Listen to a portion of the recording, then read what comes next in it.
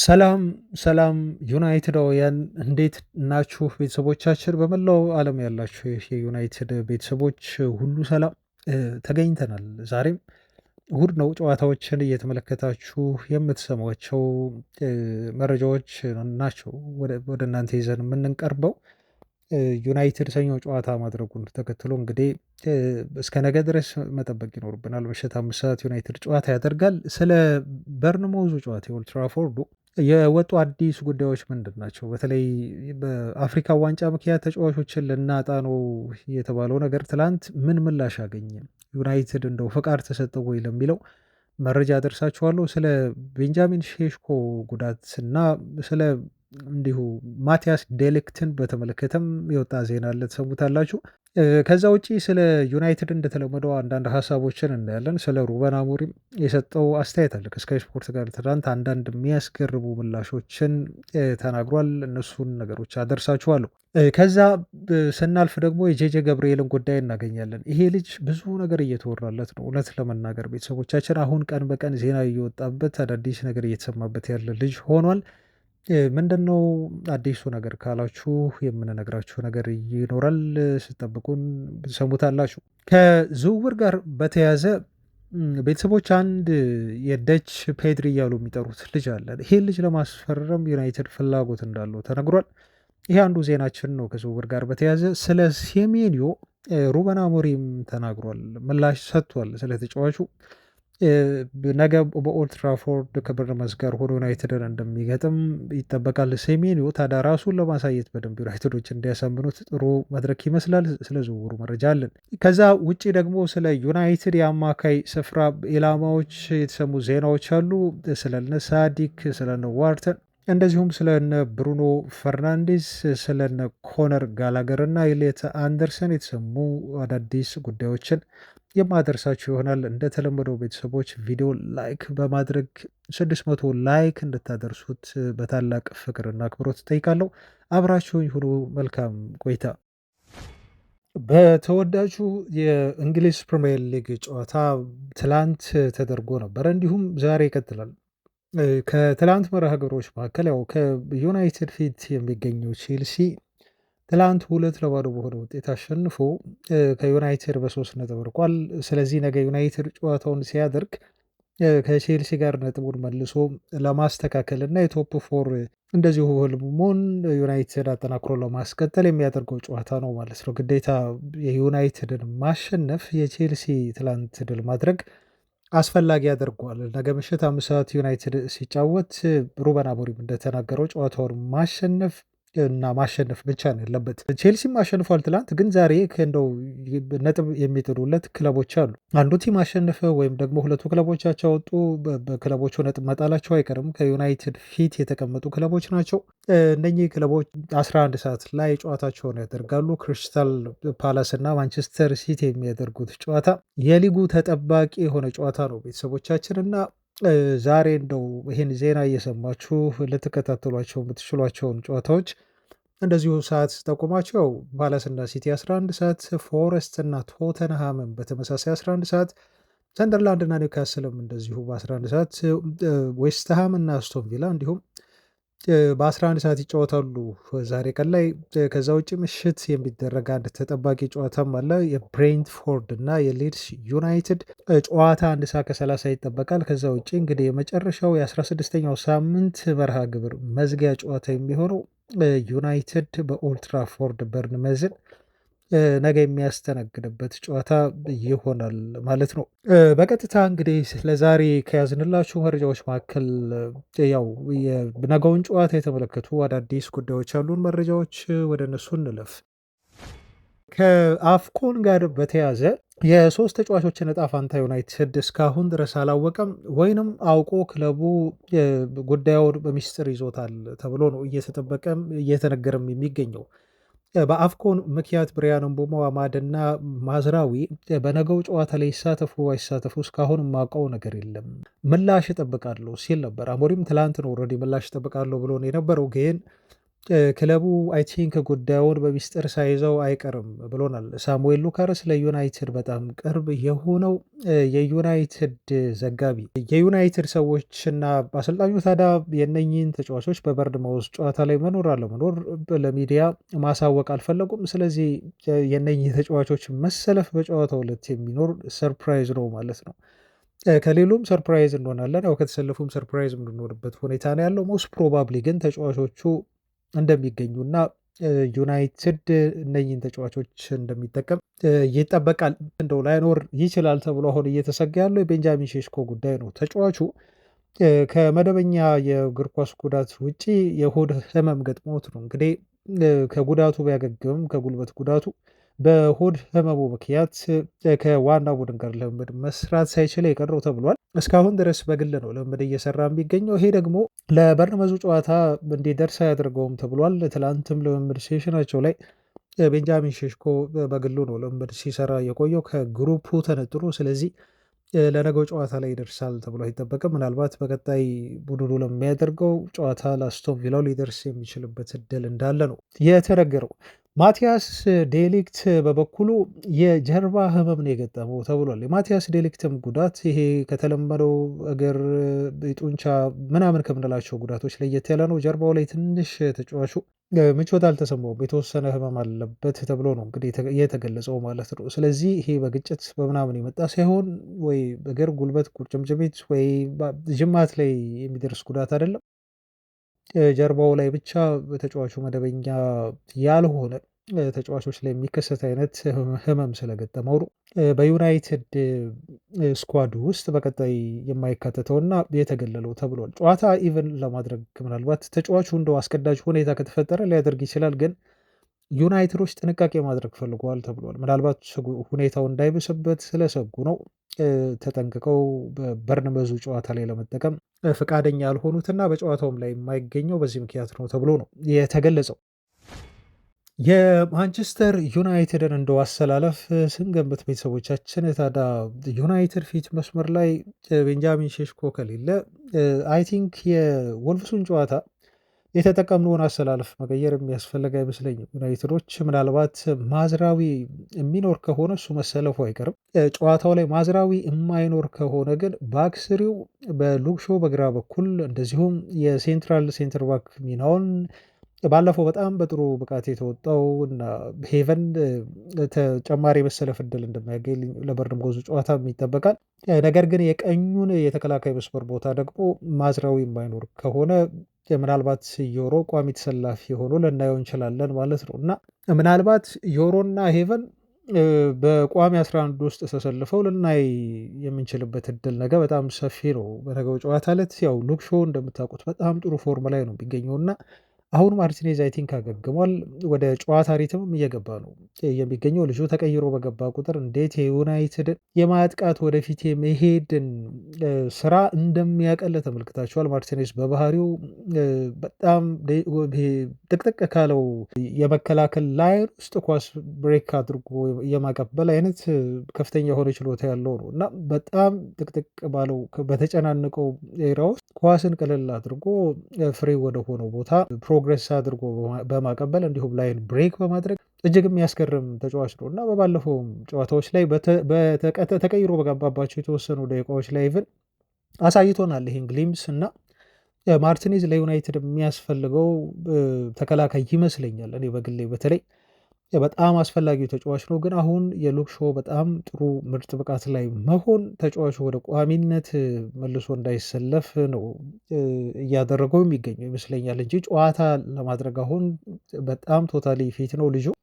ሩበን አሞሪም እንግዲህ እዚህ ጋር ከባድ ውሳኔና ፈተና ብራስ ምታት እንደሚሆንበት ምንም ጥያቄ የለው። ማርቲኔዝን ማስቀመጥ በጣም ከባድ የሆነ ውሳኔ ነው። እንደዚሁም እስካሁን ከመጣበት ነገር አንጻርና እያሳየ ካለው ብቃት አንጻር ሉክ ሾውን ቤንች ማድረግ ለአሰልጣኙ ከባድ ውሳኔ ይመስለኛል። ቤተሰቦቻችን ፊት መስመር ላይ ግን እንደተለመደው ዩናይትድ የቤንጃሚን ሼሽኮን አለመኖር ተከትሎ በኩኛ ብሪያን ምቦሞ እና እንደዚሁም በሜሰን ማውንት ይገባል ተብሎ ነው የሚጠበቀው። ሜሰን ማውንት በጣም አስደናቂ ብቃት አሳይቷል። ስለዚህ ቀጣይ ቋሚ በሆኑ አይቀርም። ማቲያስ ኩኛም በተመሳሳይ መልኩ ብሪያን ምቦሞም የዩናይትድ የሚነካ የፊት መስመር ተጫዋች አይደለም። ስለዚህ ሶስቱ ተጫዋቾች እንግዲህ በተሰለፉባቸው በዚህ ሲዝን 5 ጨዋታዎች ላይ ዩናይትድ 4-1 በሆነ ውጤት ወልቭስን አሸንፏል። እንዲሁም 2-1 በሆነ ውጤት ሊቨርፑልን አሸንፏል።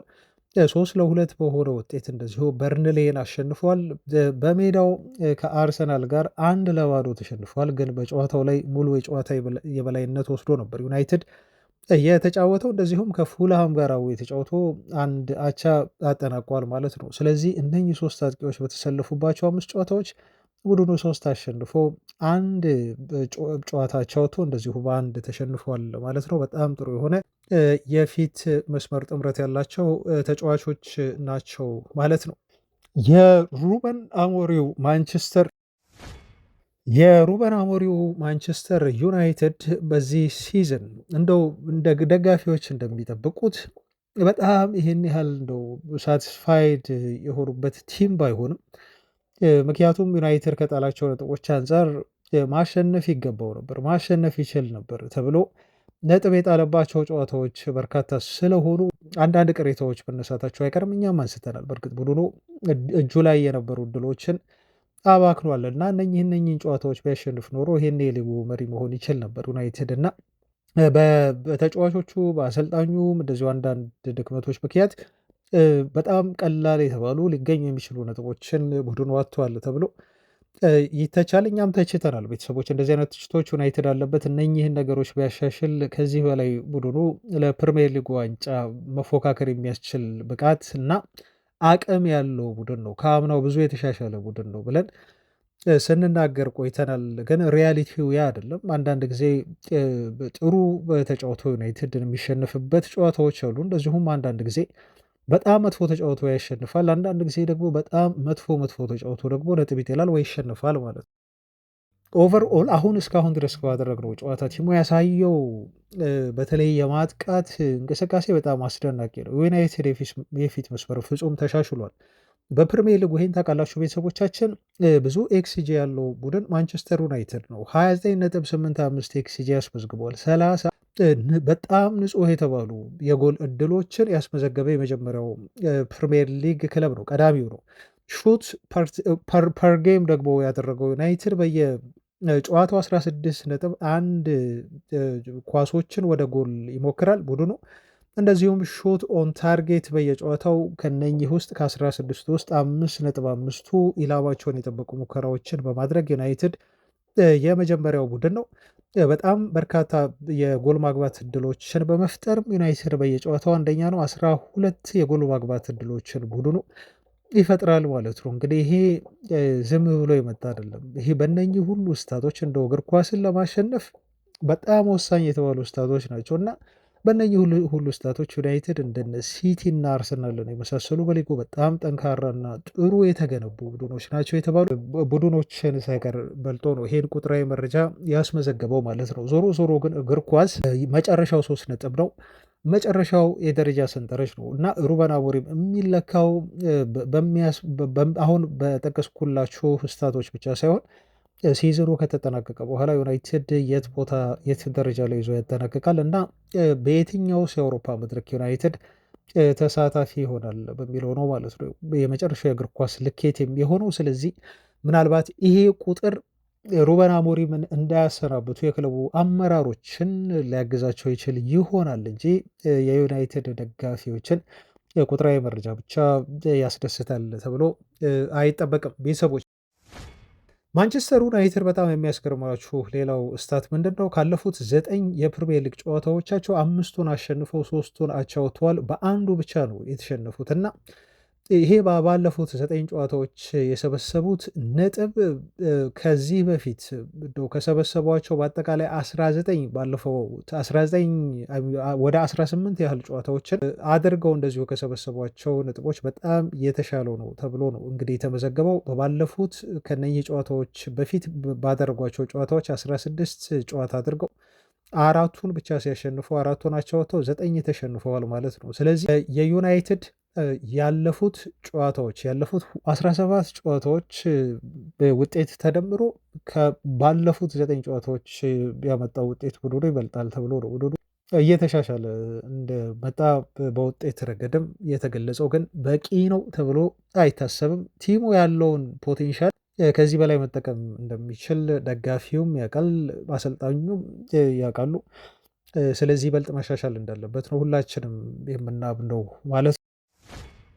ሩበን አሞሪም ለስካይ ስፖርት አስገራሚ የሆኑ አስተያየቶችን ሰጥተዋል። ከዚህ አስተያየቱ አንዳንድ ነጥቦችን እንዲሁ ላንሳላችሁ። በጣም አጠር አድርጌ ቤተሰቦቻችን ትኩረት የሚሹ አንዳንድ የሰጣቸው ምላሾች አሉ። ከስካይ ስፖርት ጋር ነበር ቃለ መጠይቁን ያደረገው። አሁን እንደማስበው አለ አሞሪም፣ አሁን ለሁሉም ነገር ዝግጁ ነኝ። ከአንድ ዓመት በፊት የነበርኩት ሩበን አሞሪም አይደለሁም፣ አሁን ተቀይሬያለሁ ብሏል። በባህሪው አሞሪም ታውቃላችሁ ቡድኑ ነጥብ ሲያጣ በጣም ይበሳጭ ነበር። ይሄ ጉዳይ እንደውም አሰልጣኙን ስትረስ ውስጥ እንዳይከተው በሚል ከዚህ በፊት አውርተንበታል። ቡድኑ ፔናልቲ ሁሉ ሲያገኝ ቀና ብሎ የማየት የመቋቋም እና የማየት ደፍሮ የማየትም እንትን የለውም ነበር እና አሞሪም ለምን እንደዚህ ይሆናል? ለምን ስሜታዊ ይሆናል? ትንሽ ስሜቱን መቆጣጠር መቻል አለበት። የእሱንም ስሜት ተቆጣጥሮ ሪላክስ አድርጎ ቡድኑን እየመራ ተጫዋቾቹንም በዛ መልኩ እንዲረጋጉ ማድረግ መቻል አለበት ብለን ስንወያይ ስናወራ ነበር ቤተሰቦቻችን። እና አሁን አሞሪም የአምናውን አሞሪም አይደለሁም ነው እያለ የሚገኘው። አሁን ትንሽ ጠንከር ብያለሁ እና የትኛውም ጫና ቢመጣ የትኛውም ውጤት ቢመጣ ራሴን ኮንትሮል ለማድረግ አሁን ትንሽ የተማርኩ ይመስለኛል እና የአምናውን አሞሪም አይደለሁም ነው የሚለው። እያንዳንዱ የዩናይትድ ሽንፈት እኔ ከሚገባው በላይ ነው ውስጤን የሚያመኝ ብሎ ነው የተናገረው ማለት ነው። ይሄ አንዱ ነገር ነው። ከዛ ውጪ አሞሪም እንደው ፖድካስቶችን ታደምጣለህ ወይ ተብሎም ተጠየቀ። አሁን በፍጹም ይሄንን አላደርግም ሲል ሩበን አሞሪም መለሰ። በፖርቹጋል ሳሉ ግን እንደው በጣም የምወደው ሊግ የእንግሊዝ ፕሪሚየር ሊግ ነበር ሲል ነው የተናገረው። ኢቨን እያንዳንዱን ጨዋታ መለከት ነበር ሲል ሩበን አሞሪም ገልጿል። በስፖርቲንግ ሊዝበን አሰልጣኝ ሳለሁ ተጫዋችም ሳለሁ አንዳንድ ፕሮግራሞችን በተለይ ስለ እንግሊዝ ፕሪሚየር ሊግ የሚሰሩ ፕሮግራሞችን ማዳመጥ እወድ ነበር። በተለይ ደግሞ የቶክ ስፖርትን ፖድካስት በተደጋጋሚ አደምጥ ነበር ሲል አሞሪም የተናገረው የፕሪሚየር ሊጉ አድናቂ ነበርኩ ይላል። በቶክ ስፖርት ፖድካስት ላይ እነ ሲሞን ጆርዳን ንግግሮችን፣ ቀልዶችን ሁሉ ሳይቀር እንደዚሁም ነቆራዎችን ሁሉ ሳይቀር በደንብ አድርጌ ይከታተላቸው ነበር። በአጠቃላይ እንግሊዝ ፕሪሚየር ሊግ አድናቂና ተከታታይ ነበርኩ። ለሊጉ ባልጫወትም ፍጹም አዲስ አልነበርኩም ሲል ነው አሞሪም የተናገረው። አሁን ግን እነኚህን ፖድካስቶች ታደምጣለህ ወይ ብላችሁ ብትጠይቁኝ በፍጹም ላደምጥም አልፈልግም፣ እንዲሁም አላደምጣቸውም በሚል ምላሽ ሰጥቷል ማለት ነው። እንግዲህ ቤተሰቦቻችን ሩበን አሞሪም በጣም ሰፋ ያለ ቃለመጠየቅ ነው ያደረገው ከስካይ ስፖርት ጋር። ያው ቃለመጠየቁን ከፈለጋችሁ ከዛ መስማት ትችላላችሁ። በስፋት አጠር ያሉትን ወሳኝ የተባሉ ነጥቦችን በዚህ መልኩ አነሳውላችሁ። ግን የመጨረሻ የምነግራችሁ አሁን ስለ ፖል ስኮልስ ነው። ትላንት አወራንበት። በፖል ስኮልስ ዙሪያ አልቆይም ቤተሰቦቼ፣ ትላንት በሰፊው ስላወራውበት ምንድነው ፖል ስኮልስ ያለው አንድ ነገር ትላንት ካልነገርኳችሁ ውስጥ ነው አሁን የማነሳው። እንደው ሰር አሌክስ ፈርጉሰንን ይህንን የማንቸስተር ዩናይትድ ቡድን ቢያዩት የሚደሰቱ ይመስልሃል ወይ ምን አይነት ስሜት የሚሰማው ይመስልሃል ይህን ዩናይትድ ሲመለከት ፈርጉሰን ተብሎ ፖል ስኮልስ ሲጠየቅ አጅሬውም ሲመልስ እንደዚህ ብሎ መልሷል። እና ሰር አሌክስ ፈርጉሰንን ይህንን የማንቸስተር ዩናይትድ ቡድን ማየት እንደሚጠላ እርግጠኛ ነኝ እና ይህን ዩናይትድ ፈርጉሰን ማየት አይፈልግም ሲል አስተያየት ሰጠ ማለት ነው። እና ሰር አሌክስ ፈርጉሰን ደግሞ በሆነ ወቅት ስለ አሞሪም ተጠይቆ ነበር። እንደዚህ ሲል አስተያየት ሰጠ። ተስፋ አደርጋለሁ ሩበን አሞሪም በዩናይትድ ቤት ስኬታማ ይሆናል። ምክንያቱም ማንቸስተር ዩናይትድን ማሰልጠን ማለት ጨዋታዎችን በሙሉ ማሸነፍ ማለት ነው።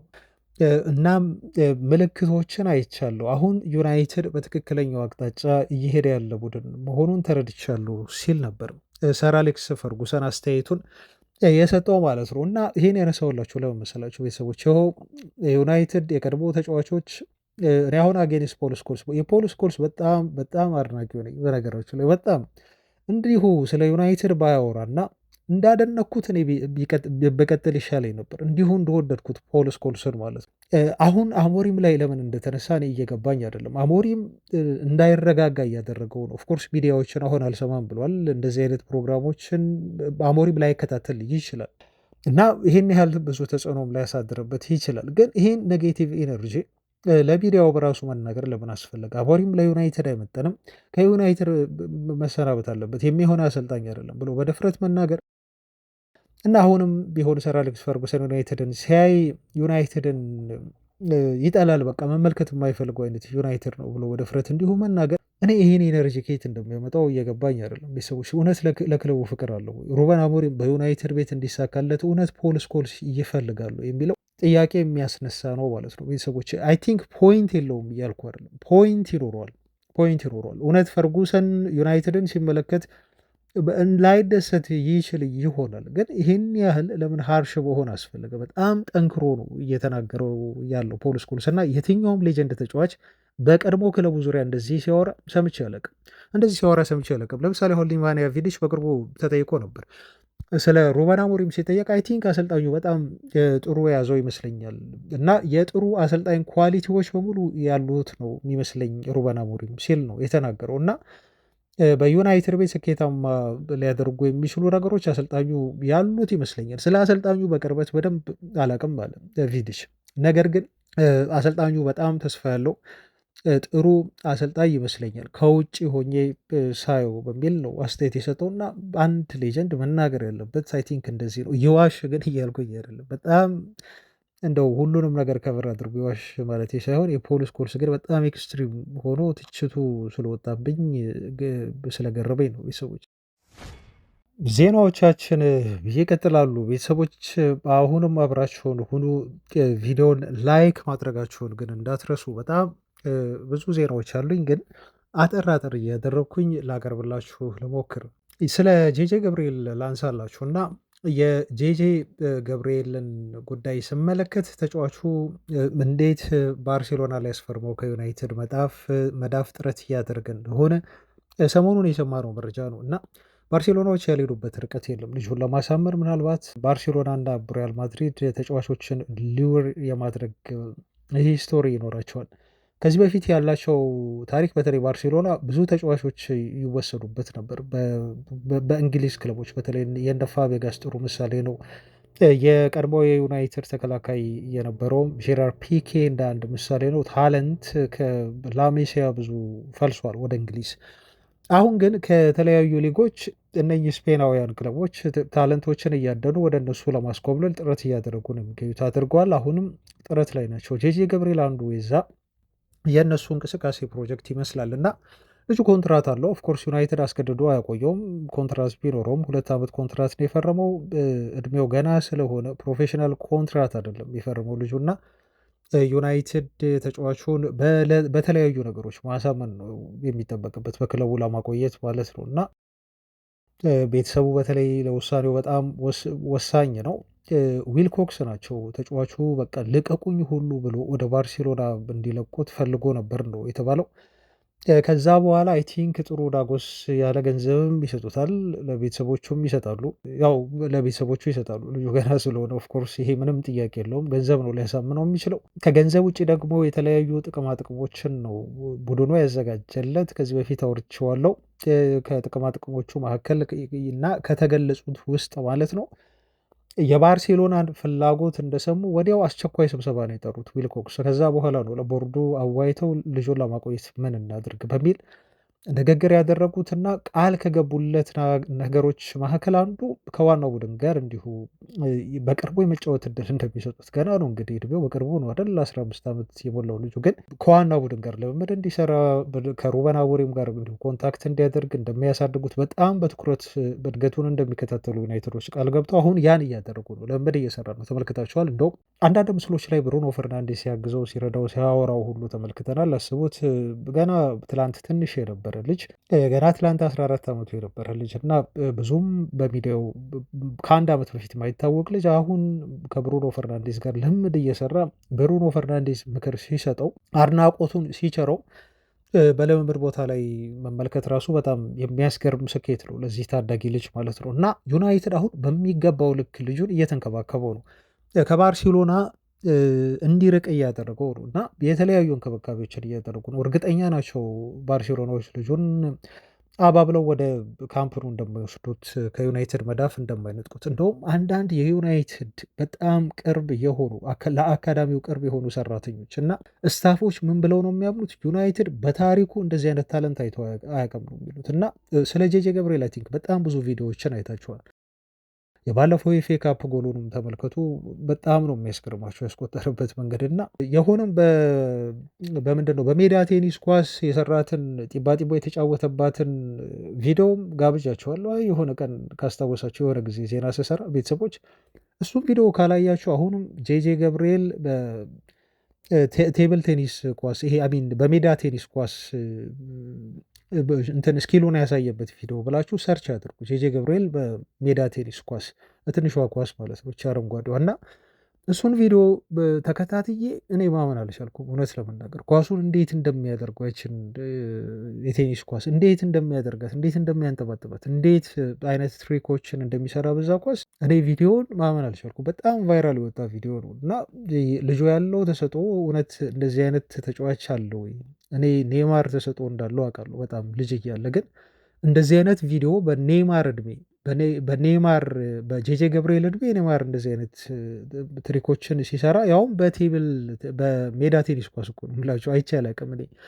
እኔ ያጋነኘው ሊሆን ይችላል ወይ በጣም ስለወደድኩት ሊሆን ይችላል። ቪዲዮውን ግን እዩት፣ ፈልጋችሁ እዩት ቤተሰቦቼ። እና ዩናይትድ በታሪኩ እንደዚህ አይነት ታለንት ያለው ተጫዋች አይቶ አያውቅም።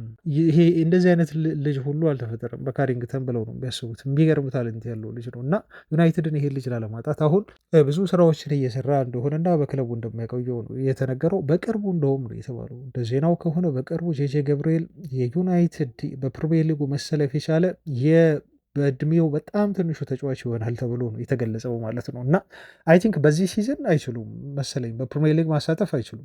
በኤፍኤ ካፕ ግን ተጫዋቹን ሊያጫወቱት ይችላሉ ማለት ነው። ቤተሰቦች በኤፍኤ ካፕ ላይ አይ ቲንክ መጫወት ይችላል ልጁ፣ ግን በፕሪሚየር ሊግ እንኳን በዚህ ሲዝን የመሰለፍ እድል ያለው አይመስለኝም። ከህጉ አንጻር አልተመዘገበም መሰለኝ አይ ቲንክ።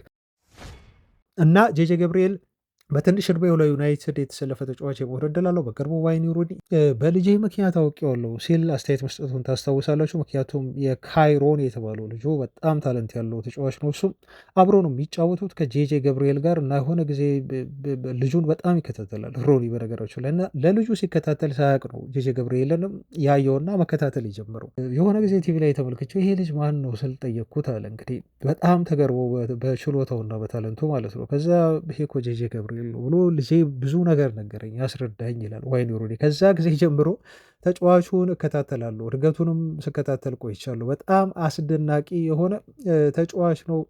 ትልቅ የሆነ የእግር ኳስ ሕይወት ወደፊት ይጠብቀዋል ሲል ሌጀንዱ ዋይኒ ሩኒ እንኳን በዚህ መልኩ አሞካሽቶታል ማለት ነው። እና እኔ ይሄን አስተያየት አሁን ፖል ስኮልስ ሲሰጥ መስማት የምፈልገው አይነት አስተያየት ነው። አያችሁ፣ እከታተለዋለሁ ሮኔ አለ። ከልጄ ጋር አብሬ ልጁን እከታተላለሁ አለ። የት ይደርሳል ለዩናይትድስ ምን ያህል ይጠቅማል ብሎ እኮ እየጠበቀው ነው እያሰበው ነው ማለት በቃ መቆርቆር ለክለብ ማሰብ ማለት እንደዚህ ነው ቤተሰቦች። እና ዋይኒ ሩኒ ይህን ተጫዋች ያደነቀው ዝም ብሎ አይደለም ማለት ነው።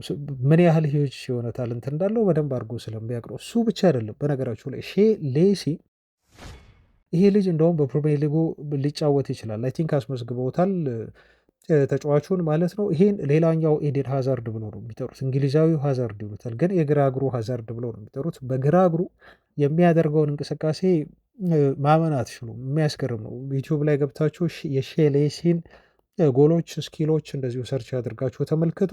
በጣም ዝቅተኛ የሆነ ግራቪቲ ያለው በቁመት አጠር ያለ ተጫዋች ነው። ኦፍኮርስ ግን ያሉት ችሎታዎች በጣም የሚያስገርሙ ናቸው። ኳስ ኮንትሮል የሚያደርግበት መንገድ፣ ተከላካዮችን እንዲሁ የሚያሸንፍበት መንገድ፣ በጣም ታይት በሆነ ጠባብ በሆነ ስፔስ ኳስ ቀለል አድርጎ የሚያልፍበት መንገድ፣ ፋውል እንዲሰራበት እንደዚሁ የሚጋብዝበት መንገድ፣ ተጫዋቹ ከፍተኛ ፕሬዠር ውስጥ ሆኖ በቀላሉ እንደዚሁ ወይም ፕሬሸር የሚያመልጥበት መንገድ እጅግ አስገራሚ የሆነ ግራግር እንደዚሁ ያደለው በጣም ፍለክስብል የሆነ ልጅ ነው እና ይሄ ልጅ በአፍሪካ ዋንጫ ምክንያት እድል ያገኛል ተብሎ ነው በሩበን አሞሪም እየተጠበቀ የሚገኘው። የዩናይትድ ታለንት አሞሪም እንዴት አድርጎ አሁን ይጠቀማቸዋል እንጂ የታለንት ችግር ዩናይትድ የለበትም። ወደ ቅድመ ዝውውር ዜናዎች አለፍን እና ሩበን አሞሪም ስለ በርንማውዙ ተጫዋች ትላንት አስተያየት ሰጠ። ይሄ ተጫዋች ሴሜንዮ ነው። ስለ ሴሜንዮ አሞሪም አስተያየት የሰጠው ስለ ተጫዋቹ ምን ያህል በጣም ወሳኝ እንደሆነ ለበርነመዝ በመናገር ተጫዋቹ ዩናይትድ ፍላጎት ይኑረው አይኑረው በተጫዋቹ ላይ እንዲሁ ሲጠየቅ ነው እና የተናገረበት መንገድ በጣም ግልጽ ነው። ሩበን አሞሪም ስለ ዩናይትድ ፍላጎት መኖር አለመኖር በሚዲያ ላይ በይፋ ሊያወራ አይችልም፣ ግን ስለ ተጫዋቹ ብቃት አሁን መናገር ስለነበረበት ተናግሯል ማለት ነው እና አሞሪም በርነመዝ በአጠቃላይ ሴሜንዮ ብቻ አይደለም ሌሎች ብዙ ጥሩ ጥሩ ተጫዋቾች አሏቸው ነው የሚለው። በተለይ ግን አንዱ ስፔሻል የሆነ ተጫዋች ነው ሲል እናንተ የጠየቃችሁኝ ሴሜንዮ በጣም አስገራሚ ታለንት ያለው ተጫዋች ነው። ምክንያቱም በሁለቱም ሳይድ መጫወት ይችላል ብሎ ነው የተናገረው። በግራም ይጫወታል፣ በቀኝም ይጫወታል። ፕላስ ደግሞ በተጫዋቹ ቦስ ፊት ነው። በቀኝም 10 ቁጥር ቦታ፣ በግራም 10 ቁጥር ቦታ ሲያስፈልግ ሴሜንዮ እንዲሁም የ9 ቁጥር ቦታን ሀሰተኛ አጥቂ መስመር ተጫዋች ሆኖ መጫወት ይችላል። ፊት መስመር ላይ የማይጫወትበት ኮሪደር የለም፣ የማይጫወትበት ቦታ የለም ማለት ነው። ፕላስ ደግሞ የቀኝም እግር የግራውንም እግር ይጠቀማል ማለት ነው ልጁ እና ይሄ አሁን ዘመናዊ እግር ኳሱ የሚፈልገው ነገር ነው። ዘመናዊ እግር ኳስ የመልቲ ቦታዎች ላይ የሚጫወት ባህሪ ማለት ነው እና በዚህ መልኩ ነው ሩበን አሞሪም ያደነቀው። የዩናይትድን ተጫዋቹን መፈለግ ሩበን አሞሪም ከዚህ በላይ ሊመሰክር አይችልም። ዩናይትድ ልጁን ለምን እንደፈለገው በጣም የሚያረጋግጥ አስተያየት ነው የሰጠው ማለት ነው። ሌላው ኢቫን ኒልሰንም እንደዚሁ አድንቋል። በጣም ስማርት የሆነ ተጫዋች ነው ብሏል። ያለውን ቴክኒካል ስኪልም አድንቆ ነው ሩበን አሞሪም እነኚህን ሁለት ተጫዋቾች ዩናይትድን በኦልድ ትራፎርድ ሊያስቸግሩ የሚችሉና መጠንቀቅ ያሉብን ተጫዋቾች ናቸው በሚል የገለጸው ማለት ነው። ዩናይትድ አሁን ይህን ሴሜንዮን ለማስፈረም ጨረታ ውስጥ እንደገባ ሰሞኑን ዜና ወጥቶ ዜናውን እንዳደረስናችሁ ይታውሳል። ቤተሰቦች ለማንቸስተር ዩናይትድ ይሄ ተጫዋች ቢፈርም በተለይ በአፍሪካ ዋንጫው ምክንያት የሚፈጠረውን ክፍተት ሊሸፍን እንደሚችል ይታመናል። ዩናይትድ ለዚህ ተጫዋች ዝውውር የሚሆን ገንዘብ እንደማያጣም ነው የተገለጸው። ብዙ ጊዜ ዝውውሮች ሲፈጸሙ ታውቃላችሁ ኢንስታልመንት ነው የሚፈጸሙት። ዩናይትድ ይህንን በማድረግ ደግሞ አሁን ያሉ አመራሮች በጣም የተካኑ ናቸው። ከብሬንትፎርድ ብሪያን ምቤሞን ሲያመጡ 70 ሚሊዮን ፓውንዱን እንዴት አድርገው ቆራርጠው ለመክፈል እንደተስማሙ ሰምታችኋል ቤተሰቦች። ስለዚህ አሁን የሚያወጡት ነገር አይደለም ማለት ነው። ሙሉን ገንዘብ አይ ቲንክ 20 ሚሊዮን ፓውንድ ይዘው ከሄዱ በቂ ነው።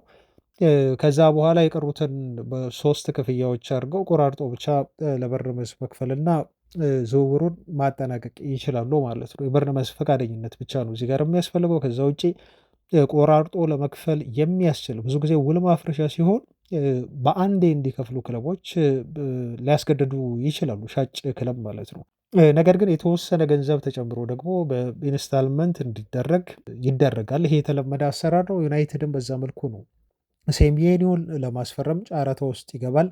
የገንዘብ ችግር አይኖርበትም ተብሎ የተገለጸው ማለት ነው። ይሄ ተጫዋች ሩበን አሞሪም እንደገለጸው ካሉት ኳሊቲዎች አንጻር በሁለት እግር ተጫዋች ከመሆኑ አንጻር እንዲሁም በፊት መስመር ላይ በሁሉም ቦታዎች 3 ቦታዎች ላይ መጫወት መቻሉን ተከትሎ ቨርሲቲሊቲው ለዩናይትድ በጣም በጣም ጠቃሚ ነው ማለት ነው። እንደዚሁም ተጫዋቹ ወደ ዊንግ ባክነት ተቀይሮ በራይት ዊንግ ባክ ሚናም ለሩበን አሞሪም ማጫወት በጣም ወሳኝ የሆነው በሩበን አሞሪም ፎርሜሽን ትልቅ ሚና ሊኖረው እንደሚችል ነው የተገለጸው። ያንን ቦታ በደንብ አድርጎ ይሸፍናል ተብሎ ስለሚጠበቅ ማለት ነው። ቅድም እንደነገርኳችሁ እንደዚሁም ተጫዋቹ በ9 ቁጥር ቦታ የሐሰተኛ አጥቂ ተደርጎ እንዲሁ መጫወት ይችላል እና ዩናይትድ ሴሜንዮ የውል ማፍረሻ ሂሳብ ኖሮት የዚህን ተጫዋች ዝውውር ማይመለከት ከሆነ በጣም ትልቅ ስህተት ነው የሚሆነው እና አሁን የጥር ዝውውር መስኮት ሊከፈት ተቃርቧል። በጣም ጥቂት የሆኑ ቀናት ነው የቀሩት ቤተሰቦቻችን እና እዚህ ተጫዋች ላይ እንደው የምናምናቸው የዜና ምንጮች እውነት ለመናገር ዩናይትድ አግሬሲቭሊ ሴሜንዮን ለማስፈረም ገበያ ውስጥ እየወጣ ነው ብለው ማረጋገጫ ባይሰጡንም ግን አንዳንድ ጋዜጠኞች ደግሞ አሁንም ዩናይትድ ይሄን ልጅ ለማስፈረም ሊስታቸው ውስጥ እንዳካተቱት እና ነገሮችን በሚስጥር ከጀርባ ብዙ ነገር እየሰሩ እንደሆነ እየተናገሩ ነው የሚገኙት። ሩበን አሞሪም ምናልባት አሁን ያደነቀውን ተጫዋች ከጥቂት ሳምንታት በኋላ የዩናይትድ ተጫዋች ላይ ያደርገው የሚችልበት እድል ይኖራል። የ19 ዓመቱ የኤዜ አልከማር የአማካይ ስፍራ ተጫዋች የሆነው ኪስ ስሚዝ የተባለው ልጅ አዲሱ ፔድሪ እያሉ ይጠሩታል። እንደውም በሆላንድ ዘደች ፔድሪ እያሉ ነው የሚጠሩት፣ ሆላንዳዊ ፔድሪ ለማለት ነው። እና ይሄ ልጅ ዩናይትዶች መከታተላቸውን አሁንም ቀጥለዋል ተብሎ ተገልጿል። ተጫዋቹን መከታተል እንደጀመሩና የዝውውር ራዳራቸው ውስጥ እንዳስገቡት ከዚህ በፊት ዜናው ወጥቶ አድርሰናቸዋል። ቤተሰቦች አሁን ፍላጎታቸውን አጠናክረው እንደቀጠሉ ነው እንግሊዝ ጎል የተባለው ጋዜጣ የዘገበው። ዩናይትድ ብቻ አይደለም ግን ቼልሲ እንደተለመደው ልጁን ይፈልገዋል። ኒውካስል ዩናይትድ፣ ቶተንሃም የተጫዋቹ ፈላጊ እንደሆነ ነው ከዩናይትድ ውጪ በእንግሊዝ ካሉ ክለቦች የተነገረው። የልጁ ዋጋ 25 ሚሊዮን ፓውንድ ወይንም ወደ 30 ሚሊዮን ዩሮ ነው ተብሎ ነው እየተነገረ የሚገኘው። ይህን ገንዘብ ለመክፈል ክለቦቹ ብዙ አይቸገሩም ነው የተባለው። እንግዲህ መጨረሻ ላይ የትኛው ክለብ ከአልክማር ጋር ተነጋግሮ አልከማረር ማሳመን ይችላል፣ ተጫዋቹስ የትኛውን ክለብ ይመርጣል የሚለው ነው ማለት ነው ወሳኙና ቁልፉ ነገር። ዩናይትድ ግን ከዚህ ልጅ ፈላጊ ክለቦች መካከል አንዱ መሆኑ በተደጋጋሚ እየተነገረ ነው የሚገኘው። አሁንም ያ ነገር ትላንት ተረጋግጧል ማለት ነው። ወደ አማካይ ዝውውር ዜናዎች እንለፍ። ትላንት ካደረስናችሁ የአማካይ ዝውውሮች መካከል እንደው ለማስታወስ ያህል እነግራችኋለን ግን ከዛ በፊት ትላንት ስለ ዩናይትድ የዝውውር እንቅስቃሴ ጥሩን በተመለከተ ሁለት ጋዜጠኞች የተናገሩት ነገር አለ። እነሱን ልንገራችሁ። ማንቸስተር ዩናይትዶች የጥሩን የዝውውር መስኮት አክቲቭሊ ሳተፉበት ይችላሉ። በተለይ ደግሞ የጥር የዝውውር መስኮቱን የመክፈቻ የመጀመሪያዎቹን 2 ሳምንታት ሲል ክሪስ ዌለር የተባለው የዴይሊ ሜል ጋዜጠኛ ዘግቧል። ነገር ግን ምናልባት የጥር የዝውውር መስኮት የመጨረሻዎቹ 2 ሳምንት ላይ ዩናይትዶች በቡድን ውስጥ ማመቻቸት ያለባቸውን ነገር ካመቻቹ በኋላ የመጨረሻዎቹ 2 ሳምንታት ላይ ግን ተሳትፎ ሊያደርጉ ይችላሉ በሚል እንግዲህ 50-50 እንደሆነ በጥር የዝውውር መስኮት ላይ ዩናይትዶች አክቲቭ ተሳትፎ ያደርጋሉ ተጫዋች ለማስፈረም የሚለው ከግማሽ በኋላ ከጥር የዝውውር መስኮቱ 15 ቀን ካለፈ በኋላ የሚታወቅ መሆኑን የተናገረው። ቤን ጃኮብስ በበኩሉ ደግሞ ዩናይትድ በጥር የዝውውር መስኮት እንደው አክቲቭሊ የሚሳተፍ ከሆነ እና ተጫዋች ለማስፈረም ከተንቀሳቀሰ ሊንቀሳቀስ የሚችለው ባለፈው ክረምት ሊያስፈርማቸው ፈልጓቸው ሊስት ውስጥ ይዟቸው በፕራዮሪቲነት የያዛቸውን ተጫዋቾች ማግኘት የሚችል ብቻ ከሆነ ነው እና እነኝህን ተጫዋቾች ማግኘት የሚችል ከሆነ ይገፋበታል። የጥር የዝውውር መስኮት ላይ ተጫዋቾችን ሊያመጣ ይችላል። ክለቡ የገንዘብ ችግር የለበትም ማግኘት መቻሉን ካረጋገጠ ክለቡ ብሎ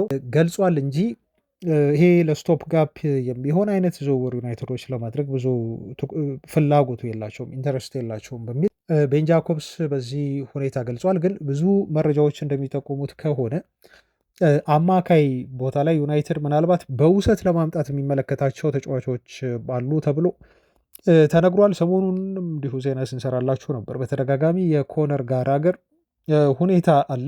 የተጫዋቹ የመሸጫ ዋጋ እንደውም ከጠበቅነው በታች ሆኖ 30 ሚሊዮን ዩሮ ነው የሚፈልጉት አትሌቲኮ ማድሪዶች ተብሎ ተገልጿል። አሁን ትልቁ ችግር ግን ቤን ጃኮብስም እንደገለጸው በውሰት የምትሰጡን ከሆነ ስጡን ነው። አሁን ከአትሌቲኮ ማድሪድ ጋር ያለው ትልቁ ልዩነት ያ ነው።